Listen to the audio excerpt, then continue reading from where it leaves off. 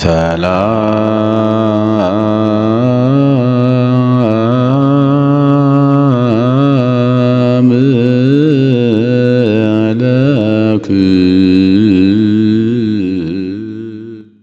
በስመ አብ ወወልድ ወመንፈስ ቅዱስ አሐዱ አምላክ። በመላው ዓለም የምትኖሩ የእግዚአብሔር ቤተሰቦች ሁላችሁም በያላችሁበት የምድር ዳርቻ እንደምን አላችሁ? እንደምን ከረማችሁ?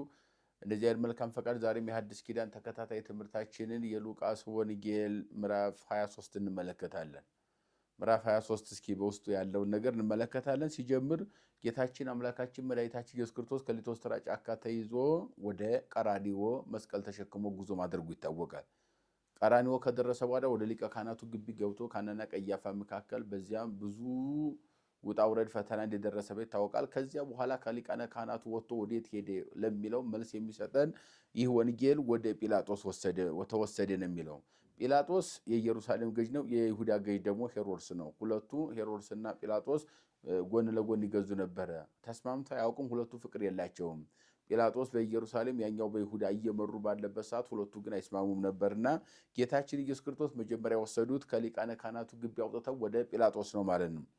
ወተንሥኡ ኩሎሙ በምልኦሙ ወሰድዎ ሀበ ጲላጦስ፣ ሁሉም ተነስተው ጌታችንን ወደ ጲላጦስ ወሰዱት። ወሐዙ ያስተዋድይዎ ወይቤሉ ረከብናሁ ለዝንቱ እንዘ አልኦሙ ለሕዝብነ ወይከልኦሙ ኢያሃቡ ጸባይተ ዘቄሳር ወይሬሲ ርእሶ ክርስቶስ ንጉሠ እስራኤል። እነሱም ወሰዱት፣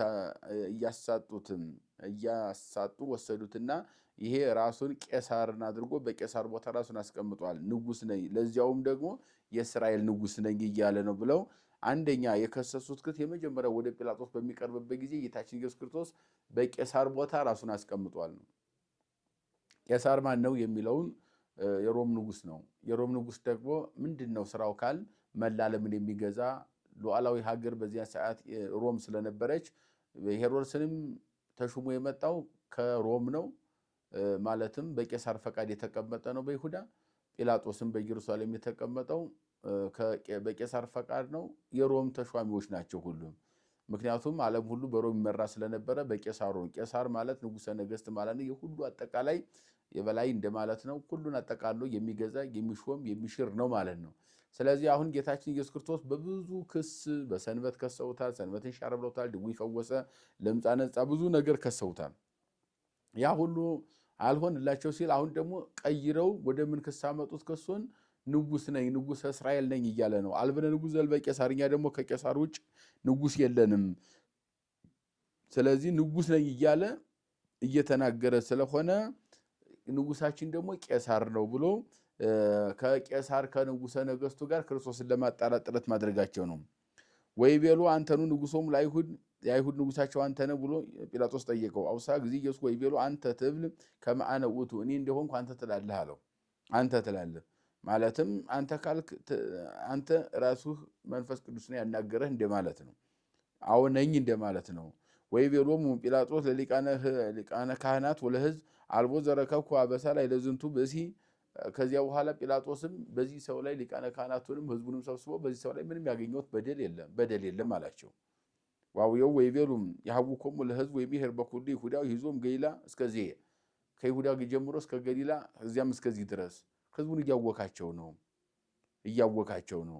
ወሰሚዖ ጲላጦስ ዘይብሉ ገሊላ ተስአለ ገሊላውያን ለእመ ገሊላዊ በሲሁ፣ ገሊላ እያሉ ስለ ገሊላ ይጠቅሱ። በገሊላ ወንጀል ኃጢአት እንዳለበት እየዋሹ እየከሰሱ ስለነበረ ገሊላ አላችሁ በገሊላ ያሉ ሰዎችን ልጠይቅ ብሎ ገሊላውያን የሆኑ ሰዎችን እነሱንም ጠየቀ። የገሊላ ሰው ነው አይደለም ብሎ ዋይምሮ ከመምኩናነ ሄሮድስ ውእቱ ፈነወ ሀበ ሄሮድስ እስመ ሀሎ ውእቱ በኢየሩሳሌም በውእቱ መዋዕል። በዚያ ሰዓት በሄሮድስ በኢየሩሳሌም ነበርና ጌታችን በኢየሩሳሌም ነበርና ወደ ሄሮድስ ላከው።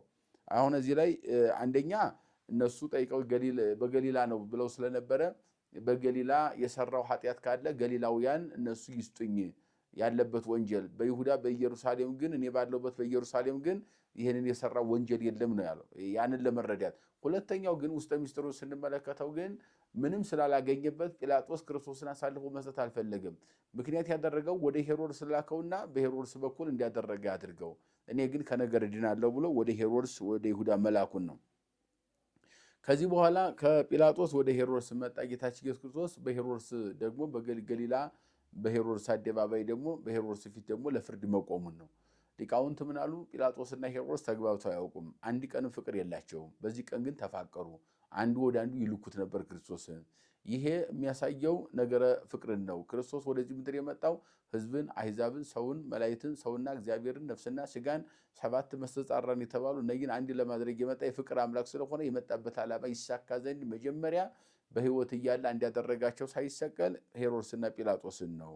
ይሄ ነገረ ሚስጥረ ፍቅርን ነው የሚያስረዳው ብለው ሊቃውንት ተረጉማሉ። ወሶበሪዎ ሄሮድስ ለእግዚእ ኢየሱስ ተፈሳ ፈድፋዴ ሄሮድስ ጌታችን ኢየሱስ ክርስቶስ ባየው ጊዜ ፈጽሞ ደስ አለው። እስመ ይፈቅድ ራእዮም ጉንዲም ዋዕል እስመ ይሰምዕ ነገሮ ወይሴፎ ይራይ ተአምረ በሀቤሁ ዘይገብር የሚያደርገውን ድንቅ ስራና ተአምር ያን ማየት ይፈልግ ነበር። ሁልጊዜ ተስፋ ያደርግ ነበርና ኢየሱስ ክርስቶስን ሲያየው ደስ አለው። ዋህተቶ በብዙ ነገር ዋልቦ ዘሰጦ ሀተ ቃለ ብዙ ነገር መረመረው። ጌታችን ኢየሱስ ክርስቶስ አንድ ቃል ግን አልተናገረለትም። ወይ ቀውም ወይም መልስ አልሰጠውም። ወይ ቀውም ሊቃነ ካህናት ወጸሐፍት ወብዙሃ ያስተዋድይዎ ጌታችን ኢየሱስ ክርስቶስ ጸሐፍትና ሊቃነ ካህናት በፊቱ ቆመው ብዙ ያሳጡት ነበረ። ዋስተሐከዩ ሄሮድስ ወተሳለቁ ላዕሌሁ ወአልያኒሁ አልበስዎ ልብሰ ቀይሐ ወፈነወ ሀበ ጲላጦስ። ከዚያ በኋላ እነሱ የሄሮድስ ሰራዊቶችም ብዙ አስተሐቀሩት፣ ብዙ ውጣ ውረድ ያደረሱበት። ከዚያም በኋላ ከለሜዳ ማለትም ነጭ ልብስ አልብሰው ወደ ጲላጦስ መልሶ እንዲሄድ ያደረጉ። ይህ አሚረ ተኮነኑ ሄሮድስ ወጲላጦስ መጋይዝ ቦሙ እምቅድም። ከዚያ በፊት ተግባብተው የማይተዋወቁት ሄሮድስና ጲላጦስ ያን ጊዜ ተግባቡ። ማለትም ጌታችን ኢየሱስ ክርስቶስ የፍቅር አምላክ ነውና ፍቅር ያልነበራቸውን ሁሉ ፍቅር እንደሚሰጥና ፍቅር ለነሱ እንደሚያለብሳቸው እንደሚሰጣቸው ለማጠየቅ ነው። የሚጠሉትንም መከራ የሚያደርሱበትንም ሁሉ እነሱን በፍቅር እንደሚያይ የፍቅር አምላክ እንደሆነ ፍቅር እንዳልነሳቸው ለማጠየቅ ነው። ከዚያ በኋላ ቀጥሎ የምንመለከተው ጌታችን አምላካችን መድኃኒታችን ኢየሱስ ክርስቶስን ከበርባን ጋር አነጻጽረው፣ ከሽፍታ ጋር፣ ከወንበዴ ከቀማኛ ጋር አነጻጽረው እነሱ አይ በርባን ይፈታልን እንጂ ክርስቶስ ይሰቀል ብለው እንዲያስፈረዱበት ነው። በእርግጥም በክርስቶስ ላይ ሰው ሳይሆን የፈረደው ራሱ ነው። ማለትም ፈቃዱ ሆኖ ነው። በሰማያት ሰማያት ሲወርድ ወደዚህ ምድር ሲመጣ መጀመሪያ ይህ ሁሉ እንደሚቀበል በራሱ ላይ ራሱ ፈርዶ ወይም ራሱ መከራ ለመቀበል ዝግጁ ሆኖ ወይም በዚህ በመከራ ፈቅዶ ሊገልጽ ፍቅሩን ለመግለጽ ወደዚህ ምድር ጌታችን እንደመጣ ይታወቃል። በሰውኛ ቋንቋ ግን ስንመለከተው ጲላጦስ ማንን ልፍታላችሁ በርባንን ወይስ ኢየሱስ የናዝሬቱ ኢየሱስ ሲላቸው በርባንን ፍታልን ኢየሱስ ስቀልን ብለው ሁሉም በአንድ ድምፅ ስቅሎ ብለው መጮኻቸውን ጌታችን ኢየሱስ ክርስቶስ ገርፎ እንደሰጣቸውና ከዚያም በኋላ ሄሮድ በርባንን እንደተፈታላቸው ኢየሱስ ክርስቶስን አሳልፈው እንደሰጡትና ጌታችን አምላካችን መድኃኒታችን ኢየሱስ ክርስቶስ ለቤዛ ዓለምን ለማዳን በቀራንዮ በመስቀል መሰቀሉን ይነግረናል ማለት ነው። በሚሰቀልበት ጊዜ ሌላው ከዚህ ጋር ተያይዞ ጌታችን አምላካችን መድኃኒታችን ኢየሱስ ክርስቶስ በሚሰቀልበት ጊዜ ብቻውን አይደለም የሚሰቀለው። እንደው በዚያው በሉቃስ ወንጌል ላይ እዚያው ምዕራፍ ላይ ወሰድጎ ለዚህ ኢየሱስ ብሔረ ዘስሙ ቀራንዮም ሊቶስጥራ ከሊቶስጥራ አንስተው መስቀል አሸክሞ ጌታችንን ወደ ቀራንዮ ወደ ተባለ ቦታ ወሰዱት። ወበህየ ሰቀሉ ወማእከለ ክልኤ ፈያት በዚያም በሁለት ሽፍታዎች መካከል ሰቀሉት። አሃደ እምለፌ ወአሃደ እብለፌ ወኢየሱስ ናዝራዊ እንተ ማእከሎሙ አንዱን በግራ አንዱን በቀኝ የናዝሬቱ ኢየሱስን በመካከል አድርገው ሰቀሉት። ያን ጊዜ አይሁድ ስቀለው ብለው ጮሁ። ፈያታዊ ዘጸጋም በግራ የተሰቀለው አንተ የእግዚአብሔር ልጅ እግዚአብሔር ከሆንክ ከመስቀል ውረድና ራስክን አድን ብሎ ጮኸ። እኛንም አድነና እንመንብህ እያለ ተናገረ። በአንጻሩ እንደገና በቀኝ የተሰቀለው ሽፍታ የተፈሩ ሆኑ ለእግዚአብሔር አምላክ ከንዘ ውስተ ዝንቱ ኩለኔ ሀሎ ለንህነሰ በከመ ምግባሪነ ተፈደይነ ዘበርቱ ይደልወነ። ይህ በመካከላችን የተሰቀለው የዓለም መድኃኒት ነው። አምላክን አትፈራውምን? እኛስ እንደ ግብራችን እንደ ስራችን መሰቀልም ሲያንሰን ነው። ብንሰቀል በስራችን ነው። ይህ ግን ከእኛ ጋር የተሰቀለው አምላካችን መድኃኒታችን ነው። ለምን አትፈራውምን ብሎ ያኛው መገስብ ወንዘ ከመዝጅብ ለተፈታይንት ይውላል አትናቴዎስ። ይህን መልካም ነገር ፈያታዊ ዘየማን ከልቧ መንጭቶ ሲናገር ጌታችን አምላካችን መድኃኒታችን ኢየሱስ ክርስቶስ ሚስጥር ገልጦለት ቀጥ ብሎ መስቀል ላይ ያለው ወደ ሰማይ ሲመለከት ኢየሱስ ክርስቶስ በአብ ቀኝ ተቀምጦ ሥላሴ ማየቱን፣ ዝቅ ብሎ ወደ መስቀል ሲመለከት ደግሞ በመስቀሉ ስር መላእክት እንደ ቅጠል ረግፈው ቅዱስ ቅዱስ እያሉ ለፈያታዊ ዘየማን መገለጣቸውን ይህንን ሁሉ ድንቅ ሚስጥር ካየ በኋላ ፀሐይ ስትጨልም ጨረቃ ደም ስትሆን ከዋክብት እንደ ቅጠል ሲረግፉ የተቆጣ መልአክ ሰይፍ ወርውሮ የመኩራውን መጋረጃ ሲሰነጥቀው ምድርን ሰንጥቆ ሲገባ መቃብራት ሲከፈቱ ሙታን ሲነሱ አይባን ሲፈተቱ ሰባቱ ታምራት የሚባሉ ሲደረጉ ተዘከረኒ እግዚኦ አመ ትመጽእ መንግሥትከ አቤቱ በመንግስት በመጣ ጊዜ አስበኝ ብሎ ፈያታዊ ዘየማን መጮሁ። ጌታችን ኢየሱስ ክርስቶስም አንተኑ ተቀድሞ ለአዳም በውያ ውስተ ገነት ዮም ትሄሉ ምስሌ፣ አንተ አዳምን ቀድሞ ገነት ትገባለህ፣ ዛሬ ከኔ ጋር በገነት ትኖራለህ ብሎ ጌታችን ኢየሱስ ክርስቶስ ፈያታዊ ዘየማንን ወደ ገነት እንደላከውና ሽፍታው ገነት መውረሱን ንስሐውን እግዚአብሔር መቀበሉን ይህንን በደንብ አስረግጦ የሚነግረን። በተለይ እዚህ ላይ እንደው መረዳት ያለብን ነገር ቢኖር ጌታችን ኢየሱስ ክርስቶስ የሚያደርጉትን አያውቁትምና ይቅር በላቸው ብሎ ለአመፀኞች መለመኑን ምልጃ የምንለው ማለት ነው። ይህንን ማለደ የምንለው ይህንን ነው። ግን አሁን በአብዛኛው በተለይ ፕሮቴስታንቱ ዓለም ማለደ የሚለውን በእኛም ቤት ውስጥ አንዳንዶቹ ምልጃን ብቻ ፈጽሞ ምልጃን ብቻ የሚያስተምሩ አሉ። ምልጃን ብቻ ፈጽሞ ማስተማር በነገራችን ላይ አጠቃላይ የመለኮታዊ ማንነቱን መካድ ነው፣ ወይም እግዚአብሔር አምላክ መሆኑን መካድ ነው የሚሆነው። እዚህ ላይ የኛ ቤተክርስቲያን የምታስተምረው ምልጃንም ፍርጃንም ነው። በየትኛውም ሰዓት ምልጃ ከፍርጃ ሁለቱንም ታስተምራለች።